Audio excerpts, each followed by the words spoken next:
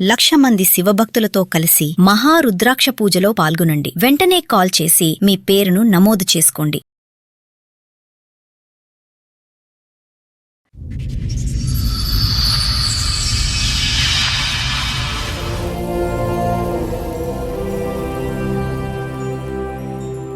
చెప్పండమ్మా, ఏంటి మీ సమస్య? మా ఆయన అప్పుడు నాకు బాగాలేదు అని చెప్పిండు. చెకప్ చేపిమంటే చేపించాను డాక్టర్ దగ్గర తీసుకెళ్తే. చెప్తే అక్కడ ఆయన చెప్పాడు, నాకు వచ్చేది ఏడ్చింది అని చెప్పాడు. మా అమ్మకి చెప్పాను. చెప్తే వాళ్ళు ఉన్నారు, ఇది మీ వాళ్ళని వచ్చిందని చెప్పి నాతను గొడవ పెట్టుకున్నా. మా ఆయన వద్దు ముద్దు పెట్టొద్దు అంటుంటే మా పాప ఓకే ముద్దు నోట పెట్టేవాడు. అమ్మో, పాప గొడవ వచ్చిందా? పాప గొడవ చనిపోయాడు. ఎట్లా? మళ్ళీ అమ్మాయిల దగ్గరికి వెళ్ళే బుద్ధి కూడా ఉంది.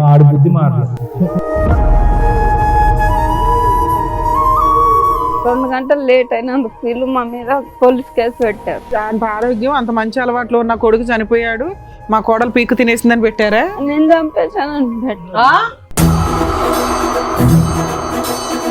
ఈమైతే రోజు వచ్చి కొడుతుంది మా మరదలు. చూసుకోవచ్చు. మాటలు మాట్లాడేటప్పుడు నీ కొడుకుని ఇంట్లో నుంచి ఎందుకు పంపించావు బయటికి? ఏ బూతులు మాట్లాడద్దు ఇక్కడ. నీ దగ్గర వారసత్వ ఆస్తి 8 ఎకరాలు ఉంది, ఒక ఇల్లు ఉంది. అది నువ్వు సంపాదించింది కాదు, నీ కూతురు సంపాదించింది కాదు. ఆ పిల్లకి ఆస్తుల మాట ఇవ్వడానికి నీ ప్రాబ్లం ఏంటి? ఇవ్వను మేడం. ఇస్తారా? జైలుకి వెళ్తారా చెప్పండి? పైగా ఫేక్ కేసులు ఒకటి వేస్తారా వాళ్ళు బ్లాక్ మెయిల్ చేయడానికి? వాళ్ళ వెనకాల ఎవరు లేరని. వాళ్ళ వెనకాల మేము ఉన్నాం. నీ వెనకాల ఆస్తున్నా. బయట వెళ్ళి బయటికి వెళ్ళి. కోర్టులో ఏం చేస్తానో చూద్దు గానీ నేను ఈ కేసు ఇక్కడ సెటిల్మెంట్ కూడా చేయను. మీ అబ్బాయిని పెళ్లి చేసుకుని 11 ఏళ్ళు అవుతుంది. అమ్మాయి 11 ఏళ్ల నుంచి దాని మీద రూపాయితో సహా వసూలు చేస్తా. అసలు వాళ్ళ మీద హెరాస్మెంట్ కేసేద్దాం, పోలీసులు ఫోన్ చేయండి. రేపే పోలీస్ స్టేషన్ కేసులు అమ్మాయి తరపున వేయించాల్సిన అన్ని కేసులు వేస్తా. నువ్వు ప్రాపర్టీ 8 acres లోకి ఎలా వెళ్తావో చూస్తాను. నమస్తే. సుమన్ టీవీ సమర్పిస్తున్న పద్మవ్యూహం కార్యక్రమానికి స్వాగతం. మరి ఈ కార్యక్రమంలో మనతో పాటు ఉన్నారు ప్రముఖ హైకోర్టు అడ్వకేట్ రమ్యాకుల గారు. నమస్తే మేడం. నమస్తే అండి. ప్రముఖ సైకియాట్రిస్ట్ డాక్టర్ కళ్యాణ్ చక్రవర్తి గారు. నమస్తే సార్. సార్ మేడం, లక్ష్మి గారు ఆవిడ సమస్య చెప్పుకోవడానికి ఇక్కడి వరకు వచ్చారు. ఆవిడ సమస్య ఏంటో అడిగి తెలుసుకుందాం. నమస్తే అండి. నమస్తే మేడం. ఎక్కడి నుంచి వస్తున్నారు? మేము ఇక్కడ హైదరాబాద్ లో ఉంటాం. హైదరాబాదేనా? మీతో పాటు ఎవరెవరు వచ్చారండి? మా తమ్ముడు వచ్చాడు, మా అత్త వచ్చి, మా మరదలు వచ్చి. చెప్పండమ్మా, ఏంటి మీ సమస్య? నాకు పెళ్లి 10 సంవత్సరాలు అవుతుంది మేడం.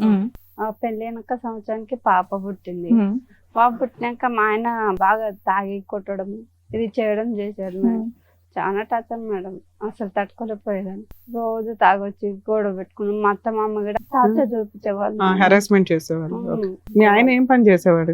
లేబర్ పని చేసేవాడు మేడం. నువ్వేమన్నా పని చేస్తావా? నేను ఇళ్ళలో పని చేస్తాను మేడం. అరేంజ్డ్ మ్యారేజ్ అమ్మా మీది? అవును సార్. పెద్దలు నిర్ణయించారు. ఒక బాబా మీకు? పాప. ఓకే. ఇప్పుడు 9 years పాప. సో మొత్తం అంతా తాగుడు కొట్లాట్లు దీని మధ్యనే జరిగింది 10 సంవత్సరాలు. తర్వాత ఏమైంది అంటే ఇట్లా నాకు బాగాలేదు అని చెప్పిండు. బాగాలేదని చెప్తే ఏమైందమ్మా అంటే హాస్పిటల్కి వెళ్దామంటే హాస్పిటల్ తీసుకెళ్ళాను. ఎన్నేళ్ల క్రితం ఇది? 5 ఏళ్ల కింద. 5 ఏళ్ల కింద. బాగాలేదు నాకు 6 నెలలకు అట్లా బాగాలేదంటే హాస్పిటల్ తీసుకెళ్తే తాగుతున్నాడు కదా, బాడీ మొత్తం చెకప్ చేపిమంటే చేపించాను డాక్టర్ దగ్గర తీసుకెళ్తే. చెప్తే అక్కడ ఆయన చెప్పాడు, ఆయనకు హెచ్ఐవి ఎయిడ్స్ ఉంది అని చెప్పాడు. అని చెప్పినాక ఇంకా నాకు ఏం అర్థం కాలేదు, ఏం చేసుకోవాలో అర్థం కాలేదు. మా అత్తమ్మ చెప్పాను. చెప్తే వాళ్ళు ఉన్నారు, ఇది నీ వాళ్ళని వచ్చిందని చెప్పి నాతను గొడవ పెట్టుకున్నా. కాదమ్మా, నీకు మెడికల్ పాప పుట్టినప్పుడు టెస్టులు చేస్తుంటారు కదా కామన్ గా, అట్లాంటివి చేస్తారమ్మా ఎట్లయినా కానీ. సో అప్పుడు నీకు ఏ ప్రాబ్లము లేదు.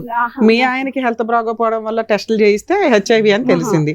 అదే మిమ్మల్ని ఎందుకు ఎలిగేషన్ చేస్తున్నారు? మరి మీరు కూడా టెస్ట్ చేయించుకున్నారా? అది కాదు మేడం, మా అత్తమ్మకి చెప్పాను నేను. అవును, చెప్తావు కామన్. చెప్తే ఎక్కడికి వచ్చింది ఎట్లా వచ్చింది అని ఆయనకి అడిగారు, నన్ను ఏమనలే. అప్పుడు వాళ్ళ ఆయనకే అడిగారు. అడిగితేనే అన్న నాకు తెలియదు అత్తయ్య మరి ఎక్కడి నుంచి వచ్చిందో బాగా తాగుతున్నాడు కదా మరి ఎక్కడి నుంచి ఎవరి దగ్గరికి వెళ్ళారో అని వెళ్ళాడు. చెప్పాను. ఆ.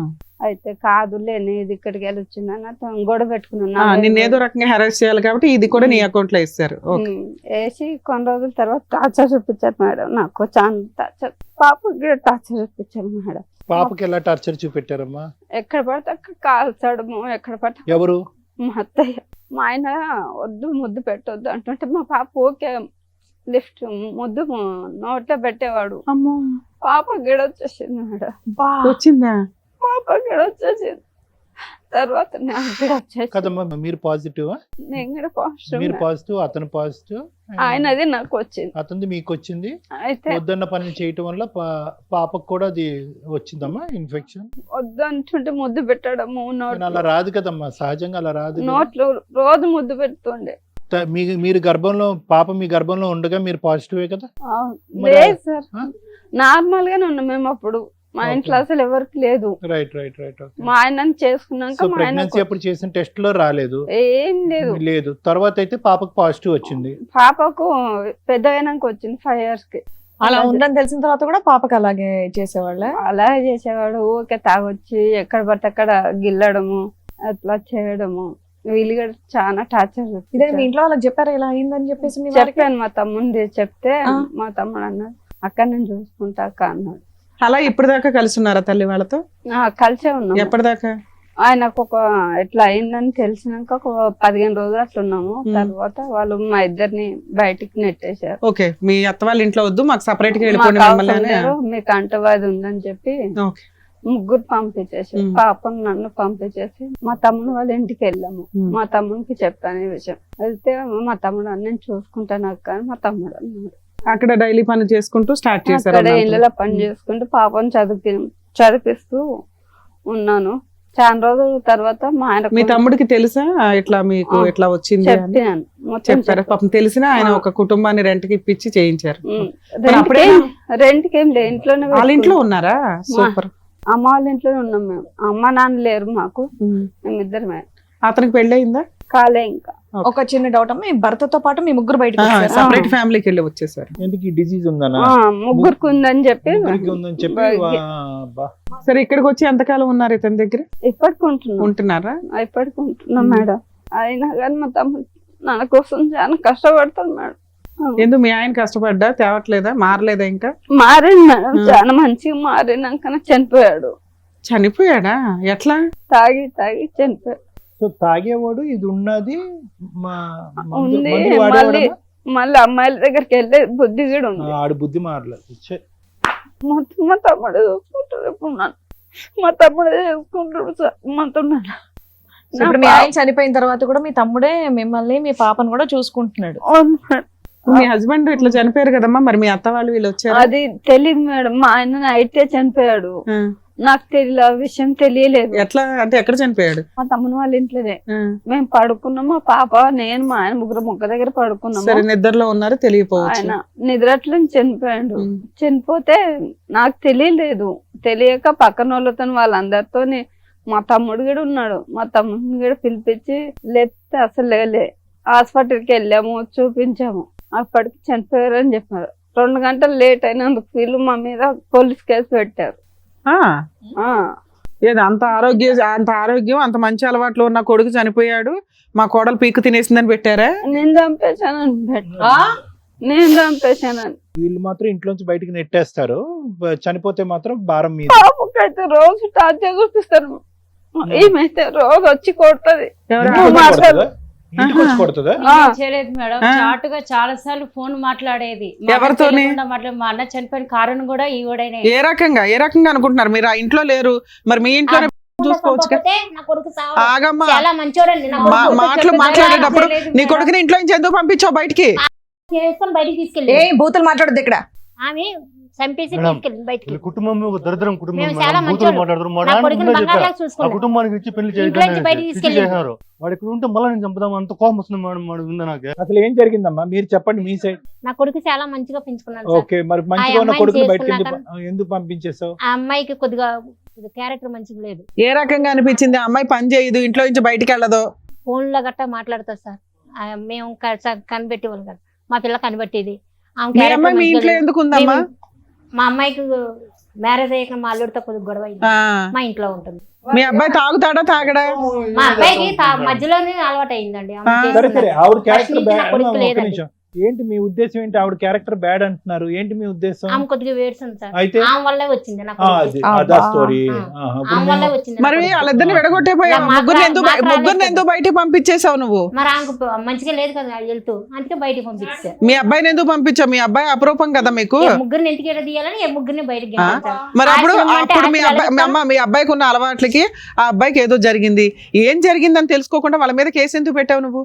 ఆమె మమ్మల్ని కూడా మంచిగా చూసేది కాదు, అందుకని కేసు పెట్టావా? అత్తగారని మంచిగా చూసేది కాదు. మరి కేసు లేదు మేడం, మీ అబ్బాయి మీ ఇంట్లో ఉండగా చనిపోతే ఆ అమ్మాయి కేసు పెట్టొచ్చా మీ మీద? ఆమెకు ఏది కావాలంటే అది చేసి పెట్టేదాన్ని. అమ్మ నీకెందుకమ్మా ఇందులో ఓవర్ ఇన్వాల్వ్మెంట్? నువ్వే కాపురం నిలబెట్టుకోలేదు, వీళ్ళ కాపురంలో నీకేం పని? మా అన్న చనిపోయిన కారణం ఈమెనే మేడం. ఆ, ఈమెనే నీకు ఎట్లా చనిపోయింది తెలుసు? మేడం. అసలు నువ్వెందుకు మాట్లాడుతున్నావు? నువ్వెందుకు మాట్లాడుతున్నావు?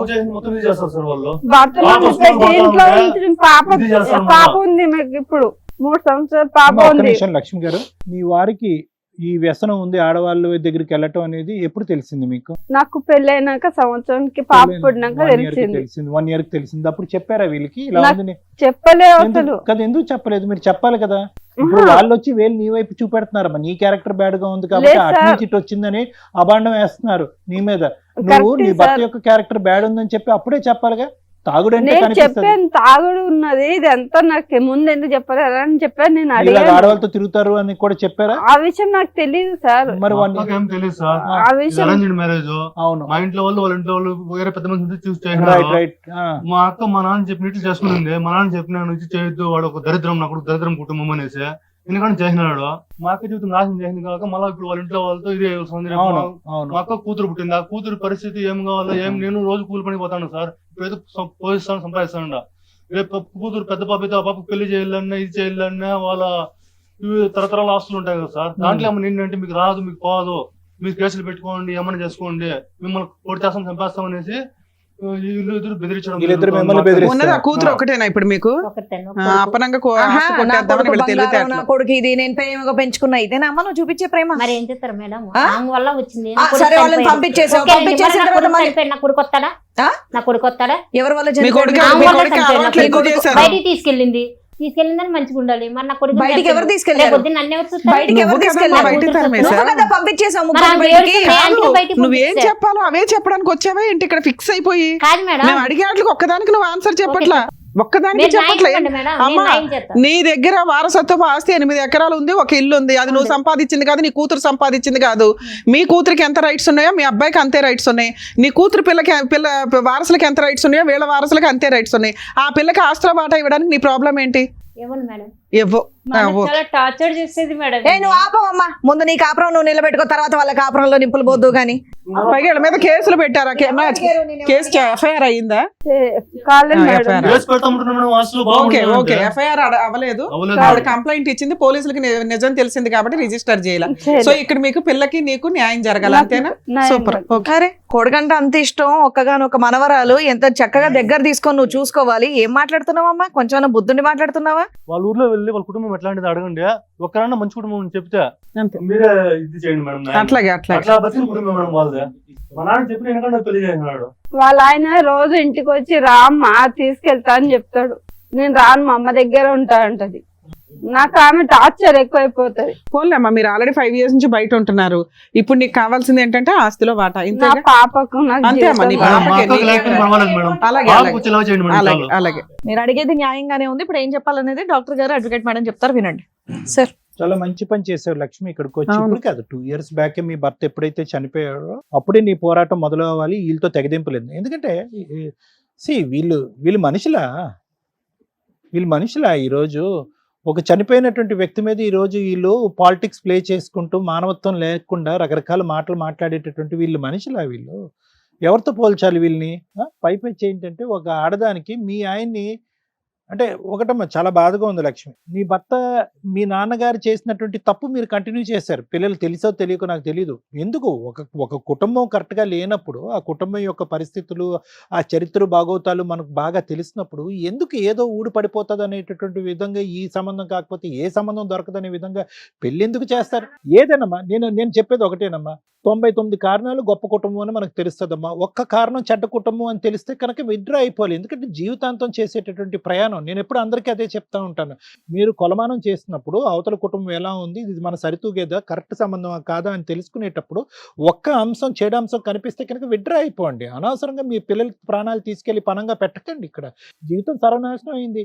ఏదైతే సమాజంలో అది కరెక్ట్ కుటుంబం కాదు అనుకుంటుందో భర్త, మీ మొగుడు కరెక్ట్ కాదు, మీ అత్త కరెక్ట్ కాదు, మీ మీ మొగుడు చెల్లెలు కరెక్ట్ కాదు. ఎవరు కరెక్ట్‌గా ఉన్నారు ఇక్కడ ఈళ్ళు? సరే ఆ అమ్మాయి జీవితంలో ఏదో XYZ జరిగిందండి, రకరకాల గొడవలు జరిగినాయండి, అందు గురించి ఆ అమ్మాయి ఈరోజు ఇక్కడ కూర్చుంది అని మాట అనొచ్చు. ఓకే, అక్కడ భర్త మోసం చేశాడు.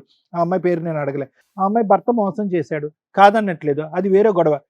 కానీ ఇక్కడికొచ్చి కూర్చుని కొద్దిగా మానవత్వం, అరే మా వదిన మా అన్నయ్య చనిపోయాడు, ఎంత నరకం, బతుకున్నప్పుడు నరకయాతన అనుభవించింది ఆ తాగుబోతూ వ్యసనాలు బానిసైనటువంటి వ్యక్తికి, చనిపోయిన తర్వాత కూడా ఈరోజు ఒక నిందేస్తున్నామే, ఏం బ్రతుకు మంది? అంటే నా జీవితం ఇలా అయిపోయింది కాబట్టి ఆవిడ జీవితం కూడా ఇలా అయిపోవాలి, నా జీవితం ఇలా అయింది కాబట్టి నాకు చెరి సమానంగా నా వయసులో ఉండేటటువంటి వాళ్ళందరి జీవితం కూడా సర్వనాశనం అయిపోతే అదేదో మనకు ఒక సాడిస్టిక్ సంతృప్తి, అంతేనా? అదేనా జీవితం? అయినా కానీ పిల్లల్ని మిమ్మల్ని లాభమ్మా, పెంచేటటువంటి విధానం, పిల్లలు ఎలా ఎదుగుతున్నారు, తాగుతున్నారా, తిరుగుతున్నారా, వ్యసనాలకు లోనవుతున్నారా? అటువైపు ఒక ఆడపిల్ల వెళ్ళి ఒక మొగుడితో సరిగ్గా కాపురం చేయకపోతే అక్కడ సరిదిద్దకపోయి ఇక్కడ భర్తకి కోడలికి కొడుక్కి కోడలికి HIV వచ్చింది, కూతురు మనవరాలకు కూడా HIV వచ్చింది. ఆ పసిప్రాణం ఏం తప్పు చేసిందమ్మా? మీ వాడు చెడు వ్యసనాలకు లోనయ్యి అటు ఇటు తిరిగితే కనుక అనవసరమైనటువంటి చేయకూడనటువంటి పనులన్నీ చేయటం వల్ల ఆవిడకు వచ్చింది. దాంతో పాటు ఏంటంటే ఆ బిడ్డకు వచ్చింది. ఆ బిడ్డకి ఎలా వచ్చింది అనేది తర్వాత మాట్లాడుకుందాం. అది ఏమైనా ఇంజెక్షన్ ద్వారా వచ్చిందా, బ్లడ్ ట్రాన్స్ఫ్యూజన్ ద్వారా వచ్చిందా, ఇన్ఫెక్షన్ ద్వారా వచ్చిందా, ఏదన్నా అతనికి ఇచ్చేటటువంటి ఇంజెక్షన్ ఆవిడకి కూడా ఇచ్చారా, పిల్లకి కూడా ఇచ్చారా, ఇలా రకరకాల కారణాలు ఉన్నాయి. ముద్దు పెట్టుకోవటాల వల్ల అది వస్తుందని నేను అనుకోవట్లే. కానీ ఆ బిడ్డ ఏం అన్యాయం చేసింది? వాళ్ళిద్దరిని మెడపట్టుకుని బయటకు గెంటేశారు అమానుషంగా. ఆ బిడ్డ ఏం అన్యాయం చేసింది?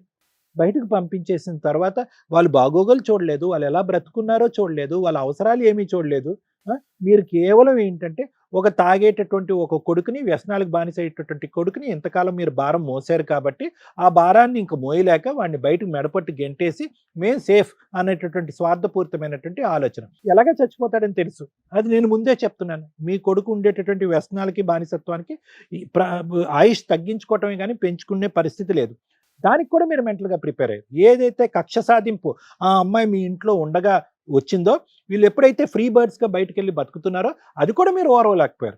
ఈ అమ్మాయి మీద ఏదో విధంగా కక్ష సాధింపు చేయాలి అని అనుకున్నారు. అది మీ కొడుకు మరణం ద్వారా ఆ కక్ష తీర్చుకునేటటువంటి ప్రయత్నం చేశారు.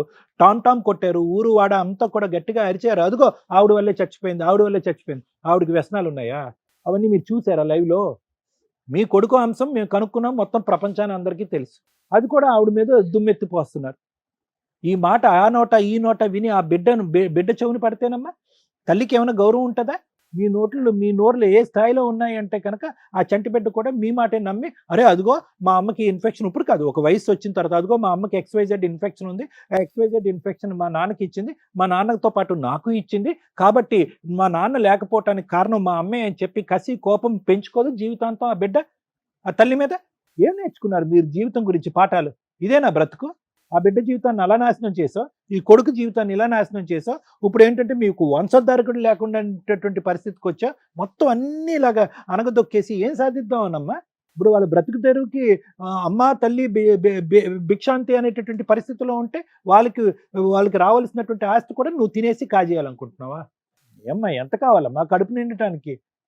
ఇప్పటికైనా కొద్ది మానవత్వం నేర్చుకోండి అమ్మా, ఆలోచన నేర్చుకోండి. సాయి ఒక్కటి నిమిషం నాన్న, వీళ్ళిద్దరు చెవుల్లో ఏమన్నా చెవిటోడు చెవులో ఏదో శంఖం ఊదినట్టే అన్నట్టు అనిపిస్తుంది. వాళ్ళు తలాడిస్తారు, వాళ్ళు మూర్ఖత్వ స్వభావం, ముందస్తునే వాళ్ళకి ఎటువంటి మమకారం, ఆలోచన, దయా దాక్షణ్యాలు ఏమీ లేవు.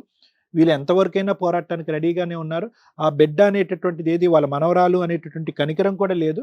దానికి మూల కారణం ఇక్కడ ఎవరైనా విలన్ ఉన్నారు అంటే ఈవిడికి ఏదన్నా బుద్ధి చెప్పాలి అంటే కనుక మీరు బతిమాలుకోవటం, అడుక్కోవటం, అమ్మ బాబు అనుకోవటం కాదు. వీళ్ళని ఎలా అయితే శిక్షించాలో, ఏ విధంగా కోర్టు పరంగా అయితే కనుక ముందుకెళ్ళి ఆవిడకి రావాల్సినటువంటిది ఆవిడ తెచ్చుకోవాలో ఆ పద్ధతిలో వెళ్తే బెటర్. ఇంకా టైం వేస్ట్ చేయకండి. Thank you sir. Madam, madam నిజంగా షాక్ అవుతున్నాను తెలుసా నేను. భర్త చనిపోయిన భార్యకి ఆస్తిలో వాటా వస్తుందా రాదా? తండ్రి చనిపోతే కూతురికి ఆస్తిలో వాటా వస్తుందా రాదా? ఈ రెండిటికి సంబంధించిన అమ్మాయి ఇక్కడ మన దగ్గర కూర్చుంది. చాలా కేసుల్లో చూస్తామండి, ఒకవేళ కొడుకు చనిపోతే కోడల్ని, మనవరాల్ని ఇంట్లో నుంచి తరిమేస్తారు, ఎంటర్టైనే చెయ్యరు. ఒకవేళ వారసత్వపు ఆస్తులు ఉన్నా లేకపోయినా భర్త చనిపోయారంటే కోడలు, ఆ పిల్లలు టెన్షన్లోనే ఉంటారు. అమ్మాయి వాళ్ళ అమ్మా నాన్న కూడా టెన్షన్లోనే ఉంటారు. మేబీ ఆ తల్లికి కూడా కొడుకు చనిపోవడం అనేది విపరీతమైన కష్టం, ఎవ్వరు కాదనట్లా. కానీ ఆ 11 రోజులు, ఆ 2 months, ఆ 5 months అయిపోయిన తర్వాత కనీసం సెటిల్మెంట్లు చేయాలంటే చాలా కష్టం. ఇక్కడ మోరల్ వాల్యూస్ ఇవన్నీ మాట్లాడుకునే కంటే వాళ్ళ హక్కుల గురించి మాట్లాడుకోవడం బెటర్. ఎందుకంటే ఆ టైంలో మేబీ భార్య పిల్లలు టెన్షన్లో ఉన్నా పెద్ద మనుషులు కానీ, ఆ పక్కన ఫ్యామిలీ మెంబర్స్ కానీ కొంచెం విషయాన్ని టైట్ చేయండి. ఆ 15 రోజులు, ఆ నెల రోజుల్లో అయ్యే సెటిల్మెంట్లే మీరు ఏమైనా ఇప్పించగలుగుతారు. ఆ తర్వాత మీరు కోర్టుల చుట్టూ తిరగడం అంటే తిరగొచ్చు. ఆ ఫైటింగ్, టఫ్ ఫైటింగ్, ఆస్తి తగాదాలు అంటే కొంచెం మ్యాక్సిమం కోర్టులో బాగా డిలే అవుతూ ఉంటాయి. కాకపోతే ఇంజెక్షన్ ఆర్డర్స్ ఇవి తెచ్చుకోవడం వల్ల కాస్త కవర్ అవుతుంది. కాకపోతే ల్యాండ్ కేసుల్లో ఎక్కువ చూస్తూ ఉంటాం, మంచి అడ్వకేట్స్ దొరక్కపోతే చాలా ఇబ్బందులు కూడా అవుతూ ఉంటాయి. కాబట్టి ల్యాండ్ కేసుల్లో టైము అలాగే ఎక్స్పెన్సెస్ కాస్త ఎక్కువగా ఉంటాయి. కాబట్టి ఈ టైంలో వేసే కేసులు పర్ఫెక్ట్. 2, తల్లి గురించి కూడా మాట్లాడదాం. ఆవిడకు ఒక అనుమానం, చాలా కేసులు అవి కూడా ఉంటాయి. కోడలి హెరాస్మెంట్ వల్ల కొడుకులు సూసైడ్ అటెంప్ట్స్ చేసుకోవడం, చనిపోవడం, కోడళ్ళ అక్రమ సంబంధం వల్ల వాళ్ళు టెన్షన్ తట్టుకోలేక సూసైడ్లు చేసుకోవడం, లేకపోతే వీళ్ళే మర్డర్ చేసేయడం, ఇవన్నీ జరుగుతూ ఉంటాయి. ఆ టైంలో కొడుక్కి సంబంధించిన పేరెంట్స్ కానీ, మేబీ పేరెంట్స్ కష్టంగా బాధగా ఉంటే వాళ్ళ రిలేటివ్స్ ఎవరైతే ఉంటారో ఇమ్మీడియట్గా కోడలు వాళ్ళ ఫ్యామిలీ మెంబర్స్ మీద క్రిమినల్ యాక్షన్ తీసుకోవచ్చు, మాకు డౌట్ ఉందండి అని. అలాగే ఈ చనిపోయే వ్యక్తుల విషయాల్లో వాళ్ళు ఏదన్నా ఫ్యామిలీ మెంబర్స్ మధ్య రిలేషన్ బాగుంటే కాస్త ఇన్సూరెన్స్లు, మీ తదనంతరం భార్య పిల్లలు ఎలా బతకాలనేది కూడా కొంచెం జాగ్రత్తగా చూసుకోండి. ఒకవేళ క్రూయల్ పర్సన్ అయితే మీరు ఒక లెటర్స్ రాసి పెట్టుకోండి, వాళ్ళకి ఆయుధం అవుతుంది. ఎందుకంటే 2 ఈక్వల్గానే నడుస్తున్నాయి ఈ మధ్య సొసైటీలో. ఈ కేసులో మనకి బాధితురాలు కోడలే, ఎందుకంటే ఆ అత్త మాట్లాడుతున్న విధానం కేసు యొక్క స్టోరీని బట్టి. అందుకే నేను 2 చెప్పాను మీకు. జెంట్స్ మంచోళ్ళు ఉంటారు, లేడీస్ మంచోళ్ళు ఉంటారు. ఇక్కడ ఆస్తికి సంబంధించి కోడలు మంచిదే. ఎందుకంటే కోడలు చివరి నిమిషం దాకా భర్తతో కాపురం చేసింది. దారుణమైన పెంపకం కొడుకుది. వాయిస్ ఆ రేంజ్లో ఉంది, ఆయన సిస్టర్ది, ఆయన అమ్మది. అతనుకున్న చెడు అలవాట్లు కానీ, అతనుకున్న క్యారెక్టర్ కానీ, అతను సంపాదన ఇచ్చే విధానానికి కానీ ఎక్కడా సెట్ అవ్వట్లా.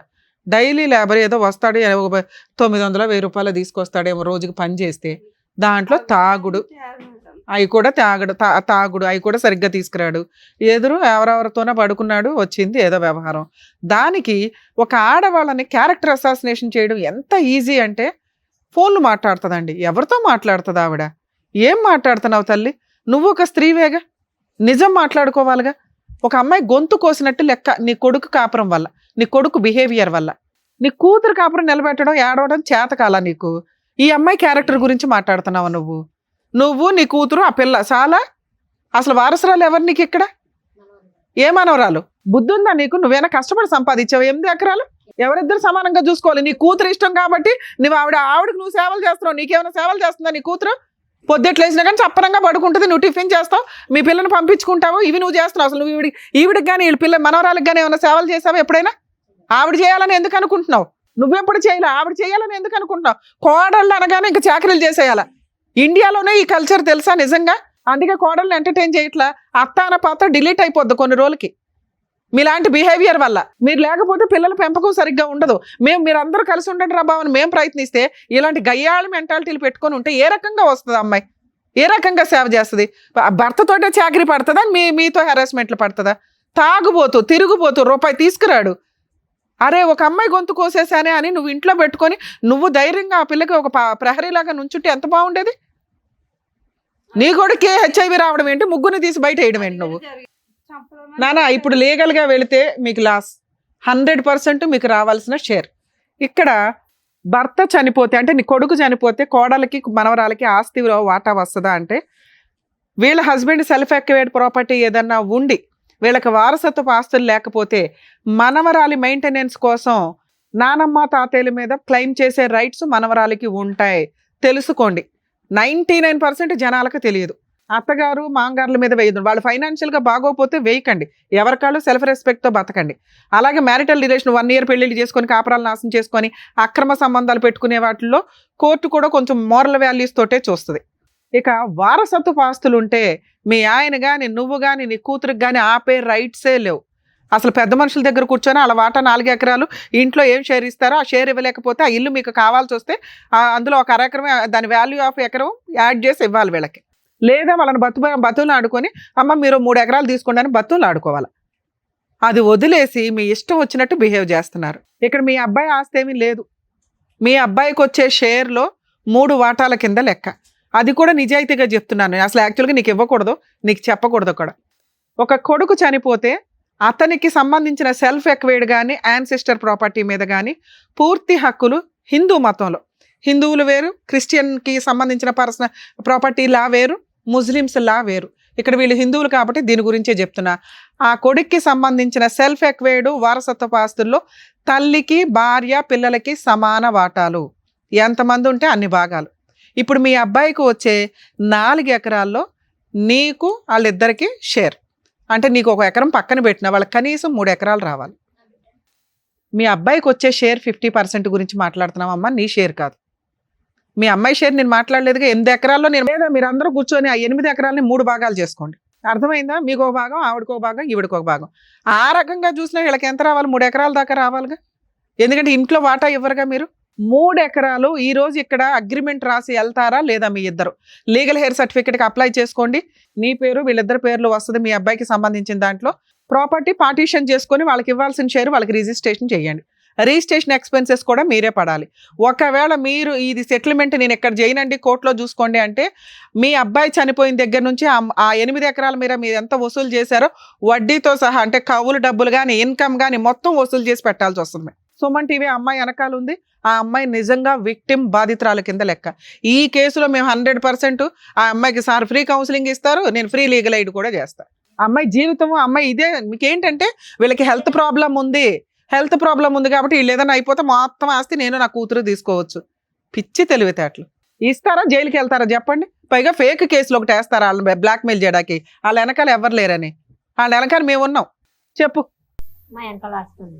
నీ వెనకాల ఆస్తుందా? పో బయట, వెళ్ళు, బయటికి వెళ్ళు. కోర్టులో ఏం చేస్తానో చూద్దు కానీ నేను ఈ కేసు ఇక్కడ సెటిల్మెంట్ కూడా చేయను. నీ దగ్గర నుంచి ఎంత ఆస్తి వసూలు చేయాలో చిల్లిగవతో సహా మీ అబ్బాయి చనిపోయిన దగ్గర నుంచి ఆస్తి ఆల్రెడీ మీరు ఎంజాయ్ చేస్తున్నారు కదా ఇప్పటిదాకా. మొత్తం మీ అబ్బాయిని పెళ్లి చేసుకుని 11 ఏళ్ళు అవుతుంది. ఆ అమ్మాయి 11 ఏళ్ల నుంచి దాని మీద రూపాయితో సహా వసూలు చేస్తా. ఎలాంటి మీ ఇద్దరు? హస్బెండ్ ఎక్కడున్నాడు ఎంక్వైరీ చేసి ఆవిడ క్యారెక్టర్ ఏంటి, మీ క్యారెక్టర్ ఏంటి, మీ ఊళ్ళో వాళ్ళని ఎంక్వైరీ చేస్తే మీ బాగోతాలు బయటపడతాయి. ఆ అమ్మాయిని అంటున్నారా? అమ్మాయిని క్యారెక్టర్ని అంటున్నారా? అసలు వాళ్ళ మీద హెరాస్మెంట్ కేసు వేద్దాం, పోలీసులు ఫోన్ చేయండి. నిజంగా మీరు వెళ్ళండి, ఏం చేయాలో మేడం చెప్తారు ఆవిడకి. కరెక్ట్ గా బుద్ధి చెప్తారు. రేపే పోలీస్ స్టేషన్ కేసులో అమ్మాయి తరపున వేయించాల్సిన అన్ని కేసులు వేస్తా. నువ్వు ప్రాపర్టీ 8 acres లోకి ఎలా వెళ్తావో చూస్తాను. ఏం మాటలు రావట్లేదా ఇప్పుడు? అసలు లానే మీ చేతిలో పెట్టుకుని కూర్చున్నారా? ఇంత గయాలు తనవా? వెళ్తావా? జైలుకి వెళ్తావా తల్లి? అసలు ఆ ఇంట్లో ఎందుకు ఉంటున్నావో నువ్వు? ఫిట్టింగ్లు ఎందుకు పెడుతున్నావు? ఆమె నడిపిస్తుంది. ఆమె మీద అంటారు నన్ను అనాలి. నా బిడ్డనంట నువ్వెవరు? నీ కోడలు అనొచ్చా నువ్వు? ఫోన్లు మాట్లాడుతుందంట. అమ్మా మీరు మంచోళ్ళు ఆ ఏరియాలో అనేవాళ్ళు ఒకరితో ఫోన్ చేయించు. నువ్వు నీ దమ్ముంటే. మేమేం తప్పు చేసాం మేడం? మా ఊర్లో అమ్మా నువ్వు తప్పు చేసావా? నీ క్యారెక్టర్ ఏంటని నేను ఇక్కడ మాట్లాడలా. నేనేం మాట్లాడా? లా ప్రకారం వాళ్ళకి రావాల్సిన షేర్ గురించి మాట్లాడుతున్నా. నేను లీగల్ గా దిగితే ఎలా ఉంటుందో తెలుసా? నువ్వు న్యాయం చేయాలా? నువ్వెవరు న్యాయం చేయడానికి? వాళ్ళకి ఇవ్వాల్సిన షేర్ వాళ్ళకి నువ్వేంటి గోంగూర న్యాయం చేసేది? ఇక్కడ అప్పనంగా తింటున్నావు 11 ఏళ్ళ నుంచి కూర్చొని. అది మా సొమ్ము, నా భర్త. నీ భర్త సొమ్ము కాదు, మీ మామగారి దగ్గర నుంచి వచ్చిన ఆస్తి. నువ్వెంత షేర్ హోల్డర్వా ఆ అమ్మాయి కూడా అంతే అని చెప్తున్నాను. మాత్రం అర్థం కాదా నీకు? ఇక్కడ రాసిస్తావా కోర్టులో చూసుకుంటావా? ఆలోచించుకుని నీకు 10 నిమిషాలు టైం ఇస్తా, 1/2 అవర్. తెలుసు, అదే నేను అన్నా కదా నాన్న. మీరు ఆగండి, మీరు కోపం తెచ్చుకోకండి. మేము లీగల్ గా దిగితే ఎలా ఉంటుందో చూపిస్తాను. చెప్పండి.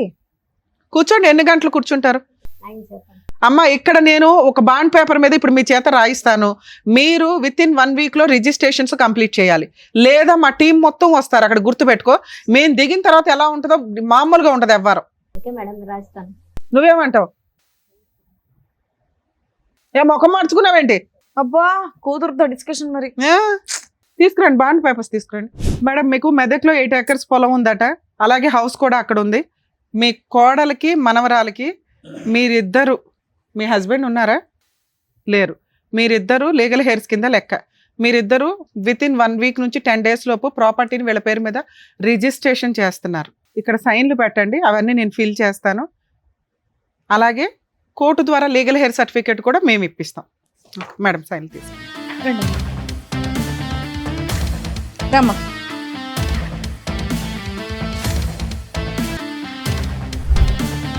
చేసేయ్. అమ్మ ఈ డీటెయిల్స్ అవన్నీ షో అయిపోయిన తర్వాత నేను రాసి మా దగ్గరే ఉంచుకుంటాము. అలాగే మీకు ఒక జిరాక్స్ కాపీ, మీకు ఒక జిరాక్స్ కాపీ ఇస్తాం. మీ పెద్ద మనుషులు పెట్టుకొని ప్రాబ్లం షార్ట్ అవుట్ చేసుకోండి. తల్లి 10 days లో నీకు ఈ పని కంప్లీట్ అవ్వకపోతే మమ్మల్ని మళ్ళీ కాంటాక్ట్ అవ్వండి, మేము వచ్చి లీగల్గా యాక్షన్ తీసుకుంటాం. నాకు తెలుసు. ఏంటి లీగల్గా యాక్షన్ తీసుకుంటావా? ఇది ఓకే చేస్తావా? Thank you madam, thank you so much. Okay అమ్మా, జాగ్రత్త. మిమ్మల్ని నమ్ముకొని వచ్చిన లక్ష్మి గారికి చక్కటి న్యాయం చేసినందుకు thank you so much doctor గారు. Thank you so Thank much you. Madam. మరో కథతో మళ్ళీ కలుద్దాం.